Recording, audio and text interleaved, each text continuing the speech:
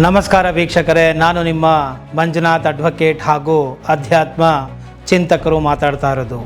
ಈ ಒಂದು ಮಂಜುನಾಥ್ ಅಡ್ವೊಕೇಟ್ ಎಂಬುವಂತಹ ಕಾನೂನಿನ ಚಾನಲನ್ನು ಮತ್ತೆ ಈಗ ನೂತನವಾಗಿ ಜನರಿಗೆ ನ್ಯಾಯ, ನೀತಿ, ಧರ್ಮ ಇವುಗಳ ಪರಿಚಯ ಮಾಡಬೇಕು ಅಂತ ಹೇಳಿ ಈ ಒಂದು ಅಂತರ್ಯಾಮಿ ಸ್ಪಿರಿಚುಯಲ್ ಎಂಬುವಂತಹ ಹೊಸ ಚಾನಲನ್ನು ಓಪನ್ ಮಾಡಿದ್ದೇನೆ.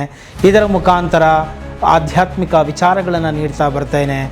ನಮಸ್ಕಾರ ವೀಕ್ಷಕರೇ, ನಾನು ನಿಮ್ಮ ಮಂಜುನಾಥ್ ಅಡ್ವೊಕೇಟ್ ಹಾಗೂ ಅಧ್ಯಾತ್ಮ ಚಿಂತಕರು ಮಾತಾಡ್ತಾ ಇರೋದು.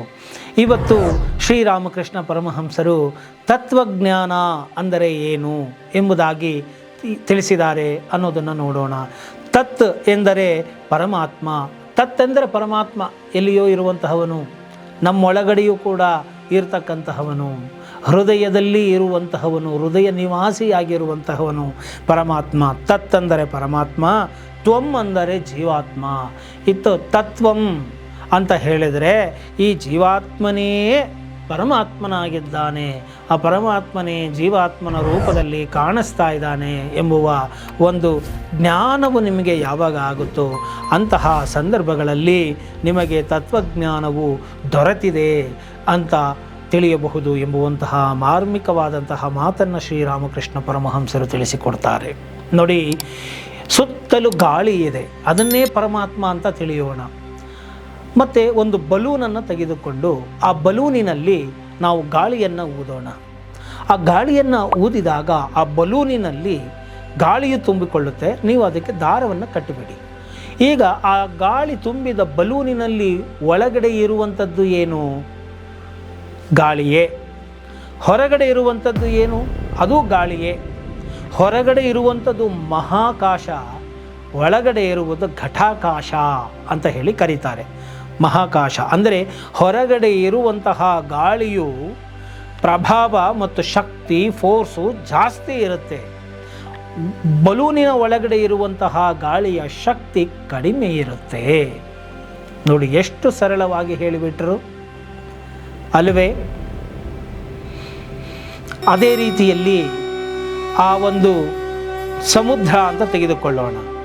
ಸಮುದ್ರದ ಉದಾಹರಣೆಯನ್ನು ನೀವು ತೆಗೆದುಕೊಂಡ್ರೆ, ಸಮುದ್ರದ ಅಲೆಗಳು ಭೋರ್ಗರೆಯುತ್ತೆ. ಅದರ ಪ್ರಭಾವ, ಅದರ ಶಕ್ತಿ ಜಾಸ್ತಿ ಇರುತ್ತೆ.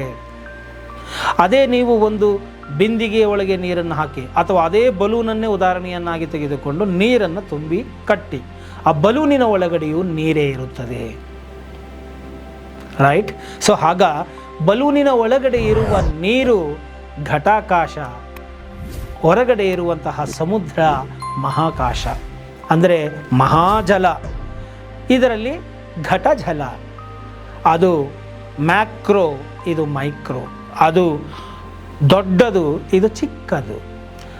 ಆದರೆ ಒಳಗಡೆ ಇರುವಂಥದ್ದು ನೀರಿನ ತತ್ವವೇ ಆಗಿದೆ. ಬಲೂನಿನ ಒಳಗಡೆ ಇರುವಂತಹ ಗಾಳಿಯು ಗಾಳಿಯೇ ಆಗಿದೆ, ಹೊರಗಡೆ ಇರುವುದು ಗಾಳಿಯೇ ಆಗಿದೆ. ಆದರೆ ಈ ಒಂದು ಮಹಾ ಗಾಳಿಯನ್ನು ಭೇದಿಸಿ ನಮಗೆ ಪ್ರತ್ಯೇಕವಾಗಿ ತೋರಿಸ್ತಾ ಇರ್ತಕ್ಕಂಥದ್ದು ಈ ಪಿ ಆಗಿದೆ. ಇಲ್ಲಿ ಪಿ ಆಗಿದೆ.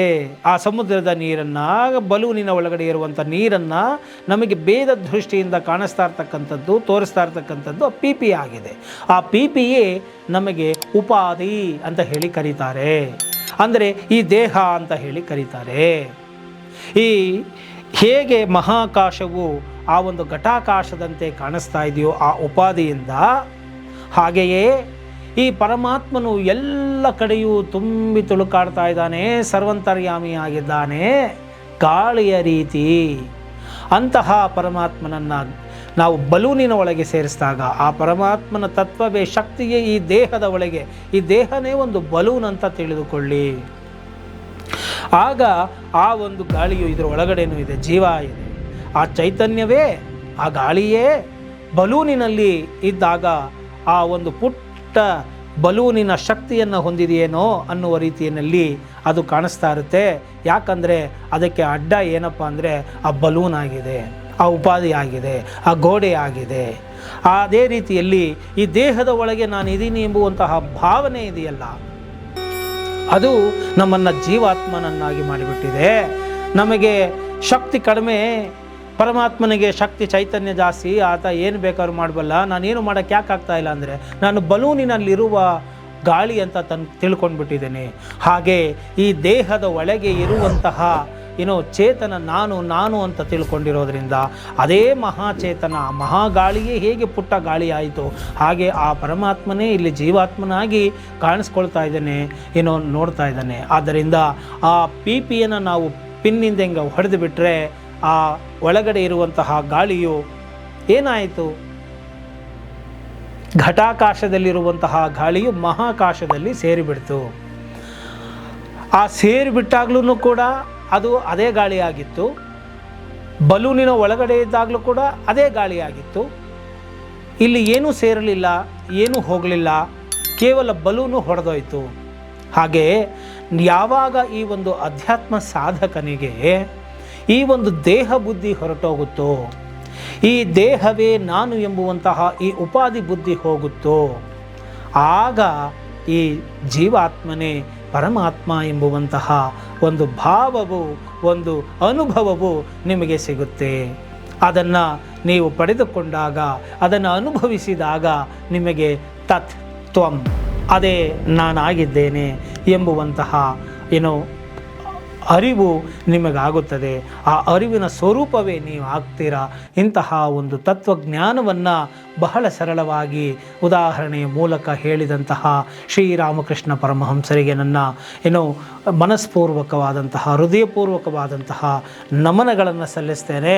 ಅವರ ಕೃಪೆ ಸದಾ ನಿಮಗೂ ನಿಮ್ಮ ಕುಟುಂಬದವರ ಮೇಲೂ ಇರಲಿ ಅಂತ ಹೇಳ್ತಾ, ಈ ಒಂದು ವಿಚಾರ ನಿಮಗೆ ಇಷ್ಟ ಆಗಿದ್ದೆ ಆದಲ್ಲಿ ಮರೆಯದ ಹಾಗೆ ಲೈಕ್ ಕೊಡಿ, ಇತರರಿಗೂ ಕೂಡ ಶೇರ್ ಮಾಡಿ ಹಾಗೂ ಕಾಮೆಂಟ್ಗಳನ್ನು ಮಾಡುವುದನ್ನು ಮರೆಯಬೇಡಿ. ಇಂತಹ ಅದ್ಭುತವಾದಂತಹ ಚಾನಲನ್ನು ಪ್ರೋತ್ಸಾಹಿಸುವುದು ನಿಮ್ಮ ಕೈಯಲ್ಲಿದೆ.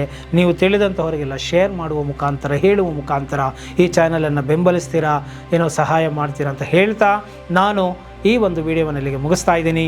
ಜೈ ಹಿಂದ್, ಜೈ ಕರ್ನಾಟಕ ಮಾತೆ.